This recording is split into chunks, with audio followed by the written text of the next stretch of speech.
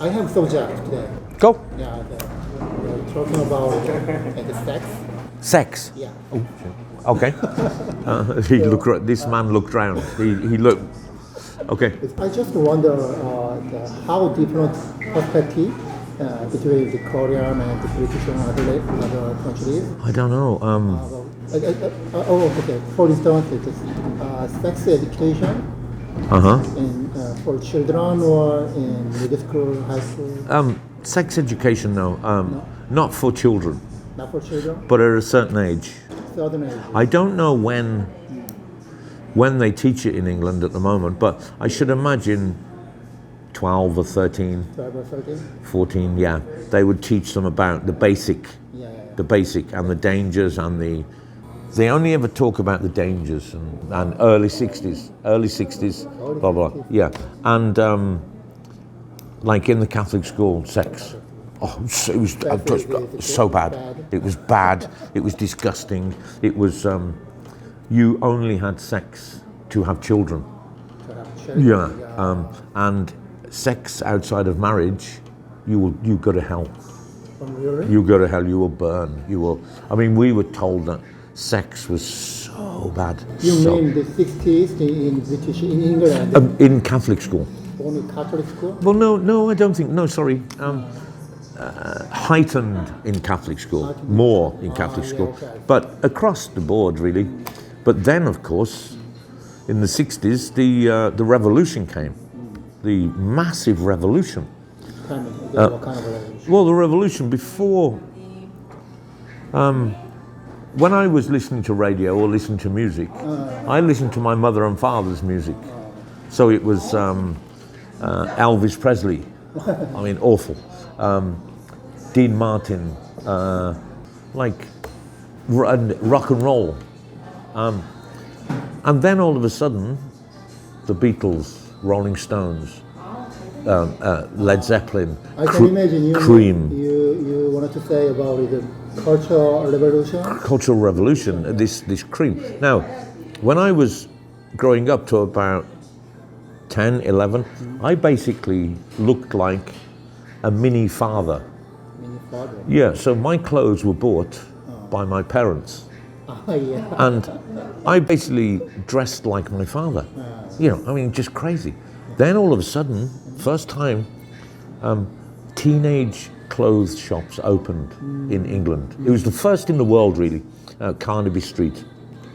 There's a place called Carnaby Street. And then this spread to cities around England. So now, as a teenager, I could go shopping for clothes. Before you couldn't. It was an amazing revolution. And then the sexual revolution came. In my personal opinion, when most Koreans think about the Western culture, sexual culture, there are a society such as England and France and America and other Western countries has a very open mind, and not conservative. But you say to me that it is only 60s and 1960s. Yeah. Before that. Around the 60s and 1960s in England, the cultural revolution changed. Spun completely. So this move has impacted, positive impacted to the young people, young generation. Massive effect. Massive effect. How about the sexual culture? You see, every generation thinks they invented sex. Yeah. You know, every generation. Well, of course, we didn't. And the youngsters today haven't invented sex. I mean, but sex became a lot more freer in the 60s. It became more acceptable. If you remember, in America there was Woodstock. Yeah. A big festival, and it was free love, and blah, blah. I mean, it became more acceptable. Yeah. It became more acceptable. Yeah. It didn't come acceptable to older people. It came more acceptable to teenagers and younger people. You know, again, so lucky I was born when I was born, I think, yeah. So have you ever having a conversation about sex with your daughter? Of course. When? Tell me about it. She was probably around 14 14. when That's very young age. talked to her. Yeah. No, when I talked to her about sex, because I advise any parent to explain exactly what sex is to their children. And I don't mean exactly the process. I don't mean the process. What I'm talking about is the culture around sex and the mysticism. The mysticism that sex is the most enjoyable thing you can ever do, providing you love the person that you're having sex with. It was the most amazing thing that two people could do, providing you're in love with each other, and you don't just one partner. I didn't say it's bad, don't do it, it's bad. But I'm talking about the 50s was very conservative. 60s a little conservative, and it became more free. The era of free love, it was pretty cool.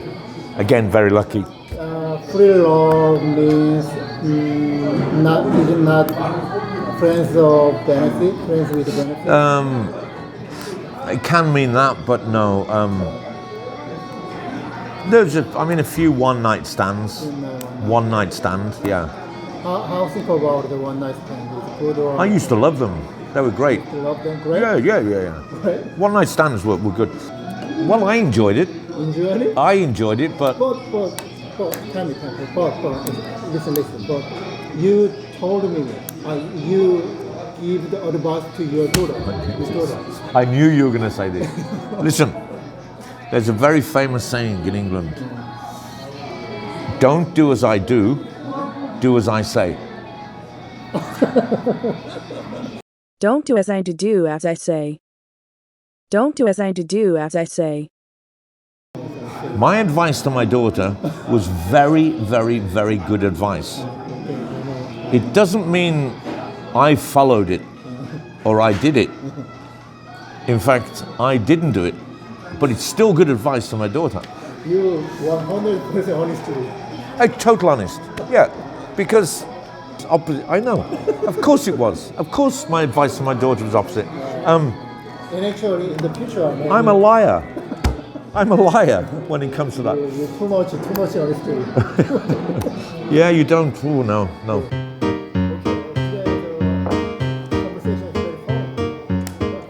Good.